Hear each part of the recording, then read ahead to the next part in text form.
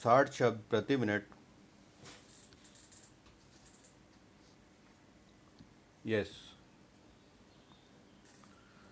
इस क्षेत्र का इस्तेमाल सैकड़ों वर्षों से 3 देशों के लोग लोग करते रहे हैं, लेकिन सन 1816 में भारत की ईस्ट इंडिया कंपनी और नेपाली सरकार के बीच सुगौली संधि हुई, जिसमें नेपाल नरेश ने कहा कि काली नदी के पश्चिम के किसी हिस्से पर नेपाल का अधिकार नहीं है।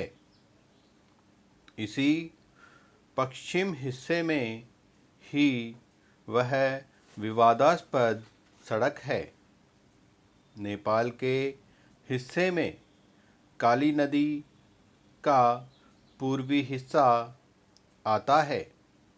अब नेपाल सरकार का कहना है कि सुगौली संधि में जिस काली नदी का उल्लेख है, उसमें उसका पश्चिमी हिस्सा भी शामिल है, जिस पर भारत ने अपना अधिकार जमा रखा है।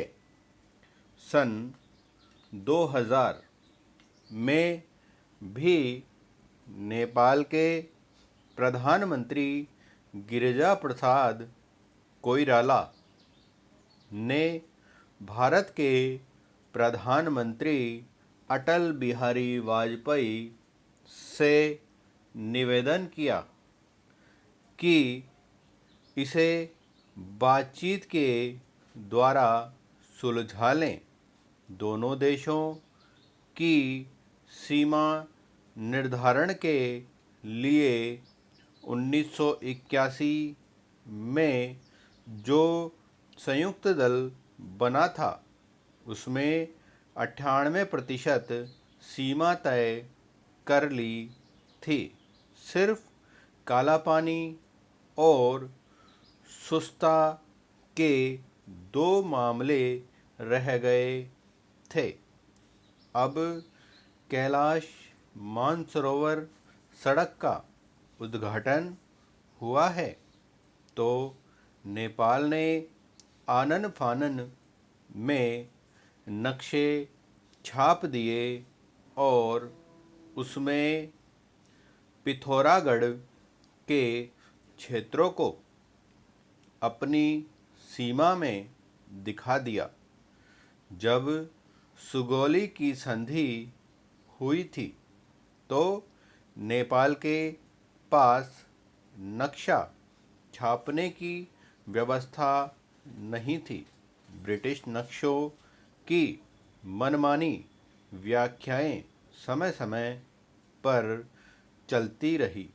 1962 में भारत चीन युद्ध के बाद नेपाल ने इस सड़क पर दावा ठोका था, लेकिन इस क्षेत्र पर भारत का ही अधिकार रहा है। 2015 में जब भारत चीन ने लिपुलेख क्षेत्र से व्यापार मार्ग का समझौता किया था, तब भी नेपाल ने थोड़ा विरोध किया। नेपाल ने यह प्रस्ताव भी 5-6 साल पहले रखा था कि दोनों देशों के विदेश सचिव मामले को हल करें। हाल ही में एक दुखद समाचार पड़ा। 51 वर्षीय सॉफ्टवेयर इंजीनियर की कोविड के कारण मौत हो गई। रिपोर्ट में उसकी बीवी और 12 साल के बच्चे की फोटो छापी गई थी।